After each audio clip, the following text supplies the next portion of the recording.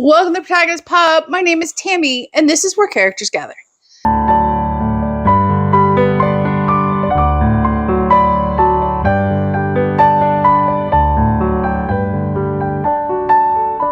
It is the 15th of July. We all had an interesting weekend for reasons I don't want to talk about. But I'm going to talk about books. I forgot to talk about 2 books last week. I will talk about the books I read this week, and we're just going to talk about books today. So, what did I miss last week? I had a DNF and I had a finish. So the DNF would be, they were both library books. They've both since been returned. The first is The Museum of Ordinary People by Mike Gale. This I talk about more in my summer reading vlog. There was nothing per se wrong with the book. It opened up fairly strongly. However, I was bored.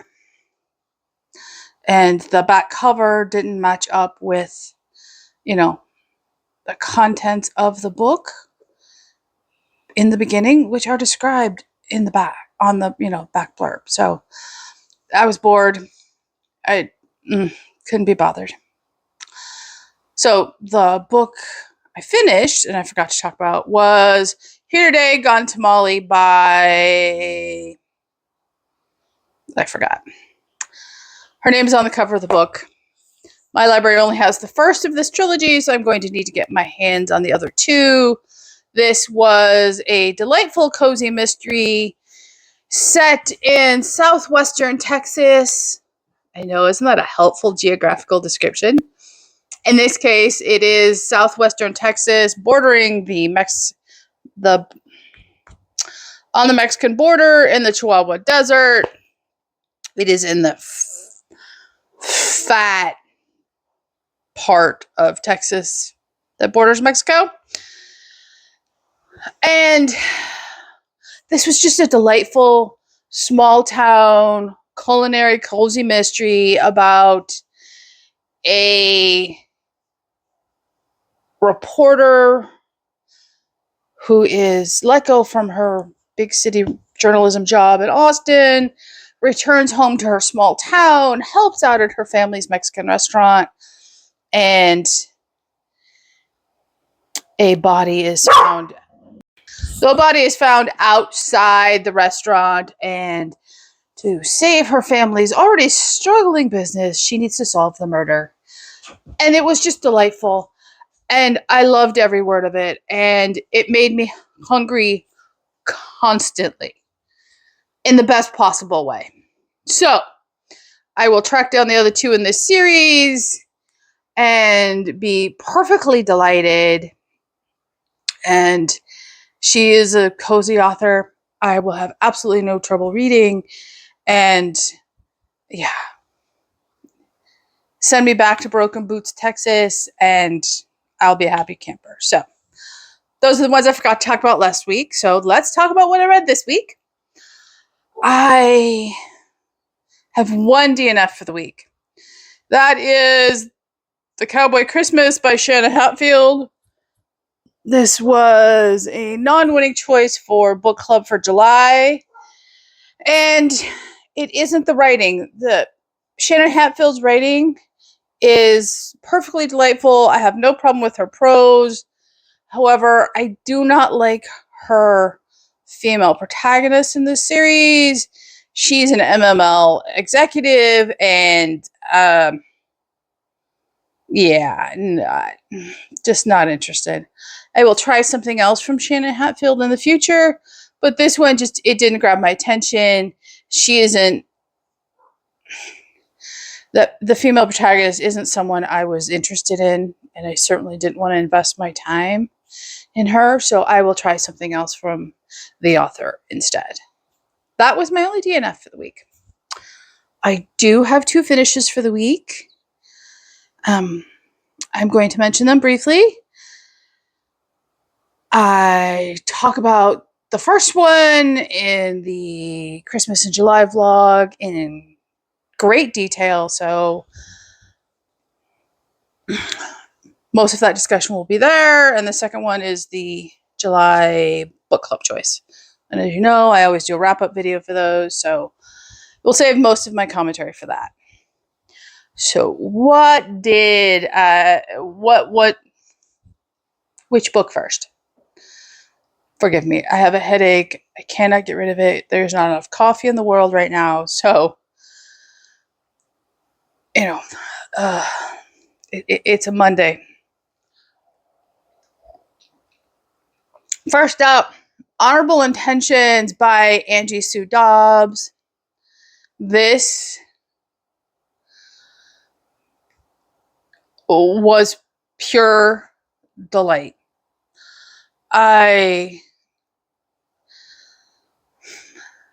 This is a romance. Obviously, you can tell on the cover, it says right there, Catholic romance. And it is a Catholic romance. If you are Catholic, you will find comfort in this book. You will find faith that you understand and you recognize and that is familiar to you. And this tells the story of Evie and Ryan. And the book opens up and Evie is Christmas shopping in Chicago. And it is, let's say, a week before Christmas. It's probably less than that, actually. And she has tracked down a train for her oldest nephew. And she's in the process of carrying it back to the train station to go home. And the sole of her boot has detached, so she's shuffle walking in the snow. She has bags galore. And she's searching in one of her, I think it's her purse at this point, for some cash to go buy a cup of coffee. A stranger walks by, thinks she's homeless, and throws $20 in her bag. And she just asks God for patience and help and just to get home. And that's how the book opens up. And it is...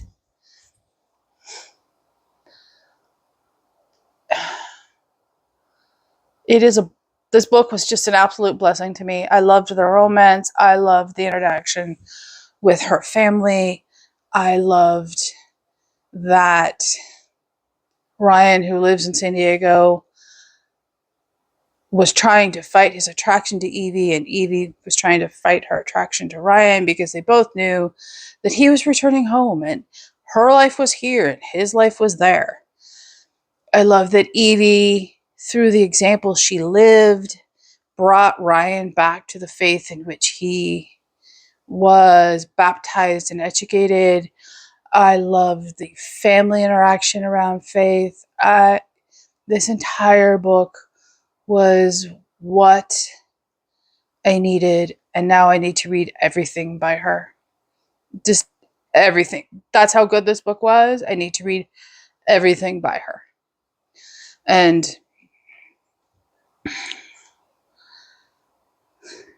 it was perfection. Yes, there are proofreading errors in the book. It could have used an editor and a proofreader. And the author has, to what I can find, no social media presence. But this book was fantastic. And I can overlook bad proofreading and editing for a fantastic book. And that's absolutely what this was. So, I go into far more detail in the Christmas in July vlog, so I will save further gushing until then. Okay, next up is The Ice One by Janelle Cislinski. This is the July book club choice, and it was my first book by the author. It will, by far, not be my last book. I already have one queued up on my Kindle. This was incredibly well written. It was an incredibly engaging story. I loved the elements of the impact of World War I, the impact of the Bolshevik Revolution in Russia. There's ballet in here. There's music. There's men in kilts. There's a very annoying mother. There is a very wonderful and supportive mother. This book is just so good. It really is. And I was blown away personally. I was absolutely blown away personally. So stay tuned for that review at the end of the month. And that is really all I finished this week. I have a lot of things in process, but I didn't read anything else all week. My brain needed a break, and it got one. So there you go. So what am I currently reading? I am currently reading Jane and the Unpleasantness at Scargrave Manor by Stephanie Barron. This is the first book in the Jane Austen Investigate series. I'm on chapter 2 or 3. I'm very much enjoying this. I just didn't get a chance to finish it. Things happened this weekend, and reading didn't really happen. I am also more than halfway through Jane Austen's Best Friend, The Life and Influence of Martha Lloyd by Zoe Whedon. Yeah, Whedon. This is absolutely fantastic. It is the interweaving of their lives, both on the page and in real life. And it... You know how nonfiction that is academic in nature can be very unapproachable and very distant from the reader in tone? This one is none of those things. It is very much an academic in nature book. It is very well researched. It has got a full bibliography in the back. It's, however, approachable and interesting and very user-friendly. For lack of a better description, it's a very user-friendly nonfiction about Jane Austen's life. And my brain is eating it up. It is interesting and informative without being so dry and focused on author interpretation of fact that, you know, the reader just wants to check out. Instead, this is very relatable and approachable nonfiction about one of the most written about authors since her death. So I will have more to say about it next week. But if you're interested in Jane Austen's life, and if you're interested in her interpersonal relationships, this book does a fantastic job of that. So I have also started The Ladies of Ivy Cottage by Julie Klassen. I am reading this and listening to this at the same time. Obviously, I'm not reading as I listen to it because my brain would freak out. I'm like on chapter 10. And this is a perfectly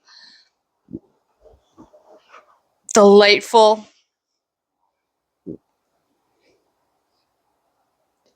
joyful novel about the women in Ivy Hill. And I love the fact that the heroine of this book is opening a circulating library to support herself. And I love how the women of Ivy Hill come together to solve problems for one another and help. And it's, it is great. Yes, there's, little threads of romance that pop up in this series, but it isn't a romance heavy book. It's just a Christian women's fiction, gentle everyday faith, Julie Klassen read, and I'm always here for that. So those are what I have in progress. What am I going to read next? Oh, there's a question. Honest answer is, I don't know. I haven't yet started Words of Radiance, so maybe I'll pick that up this week. I know that my brain is all over the place. I'm probably picking up Heat Wave by Nancy Thayer. I honestly don't know. My brain wants to read something new every day, and if I try to tell you what I'm going to read for the next week, it won't happen. And I don't want to get anybody's hopes up, so we shall learn together next Monday what I read this week. Okay, that wraps up Monday content. I hope you all had a relaxing and productive reading week last week. I hope this week is equally as relaxing and productive. And let me know what you're reading. Let me know if there's something I should be picking up. Leave a comment down below, like and subscribe, and I will see you here next time at the Protagonist Pub.